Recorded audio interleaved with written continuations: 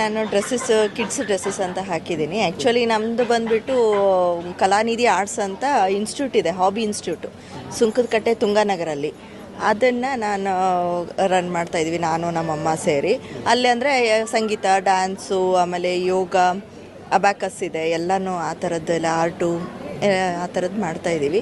ಇಲ್ಲಿ ಇದೆಲ್ಲ ಸೌಮ್ಯ ಮ್ಯಾಮ್ ಶುರು ಮಾಡಿದಾಗಿಂದ ಇವತ್ತು ಫಸ್ಟ್ ಟೈಮ್ ನಾನು ಸ್ಟಾಲ್ ಹಾಕ್ತಾಯಿದ್ದೀನಿ. ಆದಷ್ಟು ಸೇಲ್ ಆಗಲಿ ಅಂತ ನಮ್ಮದು ಅನಿಸಿಕೆ.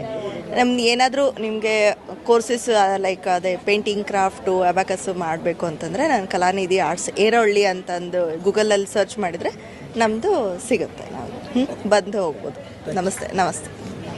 ನನ್ನ ಹೆಸರು ಚಿತ್ರ ಅಂದ್ಕೊಂಡು. ನಾನು ಹೋಮ್ ಮೇಡ್ ಪಾಪಡ್ಸು, ನಾವು ತೋಟದ ಮನೆ ಅಂತ ಹೆಸರಿಟ್ಕೊಂಡಿದ್ದೀವಿ ಇದಕ್ಕೆ. ಹೋಮ್ ಮೇಡ್ ಪಾಪಡ್ಸು, ಇದಕ್ಕೆ ಪ್ರಿಸರ್ವೇಟಿವ್ಸು ಏನು ಹಾಕಲ್ಲ, ಕಲರಿಂಗ್ಸ್ ಹಾಕಲ್ಲ, ಮತ್ತು ಓನ್ಲಿ ಸನ್ ಡ್ರೈಡ್. ಹಾಗೆ ನಾವು ಆರ್ಗ್ಯಾನಿಕ್ ಸ್ಟೋರ್ಸಿಗೆಲ್ಲ ಸಪ್ಲೈ ಮಾಡ್ತೀವಿ. ಅದೇ ರೀತಿಯಲ್ಲಿ ಇಲ್ಲಿ ನಾನೀಗ ಒಂದು ಸ್ಟಾಲ್ ಇಟ್ಟಿದ್ದೀನಿ. ನಾನು ಫಸ್ಟ್ ಟೈಮ್ ಅದು ಏನು ಯೂಸ್ ಮಾಡಲ್ಲ ಸರ್, ಏನು ಯೂಸ್ ಮಾಡಲ್ಲ, ಯಾವುದು ಯೂಸ್ ಮಾಡಲ್ಲ. ಎಲ್ಲ ನಾನೊಂದು 13 ಇಯರ್ಸಿನ ಮಾಡ್ತಾ ಇದ್ದೀನಿ.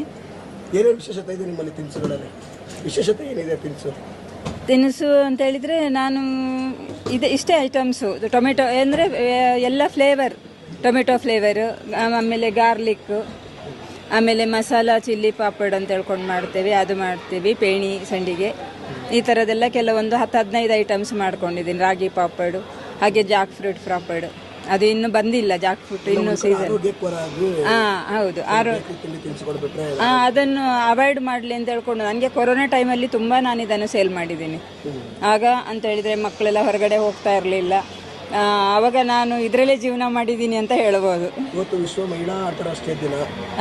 ಈ ತರ ಮಾಡುವಂತ ಮಹಿಳೆಯರು ಎಷ್ಟೋ ಜನ ಇರ್ತಾರೆ, ಅವ್ರಿಗೆ ಹೇಳಕ್ಕೆ ಇಷ್ಟಪಡ್ತೀರಾ ನೀವು? ಇದೇ ತರ ಮನೆಯಲ್ಲಿ ಕುತ್ಕೊಂಡಿರುವಂತ ಮಹಿಳೆಯರಿಗೆ ಇಂಥ ಒಂದು ಉದ್ಯೋಗ ಮಾಡ್ಕೊಂಡು ಹೋಗ್ಬೋದು. ಅವರಿಗೆ ಅಂದರೆ ಮಹಿಳೆಯರಿಗೆ ಒಂದು ಟೈಮ್ ಪಾಸಿಗೆ ಅಥವಾ ಒಂದು ಹಾಬಿಯಾಗಿ ತಗೊಳ್ಬೋದು. ಈ ಥರ ಇದು ಮಾಡ್ಕೊಂಡು ಹೋಗ್ಬೋದು.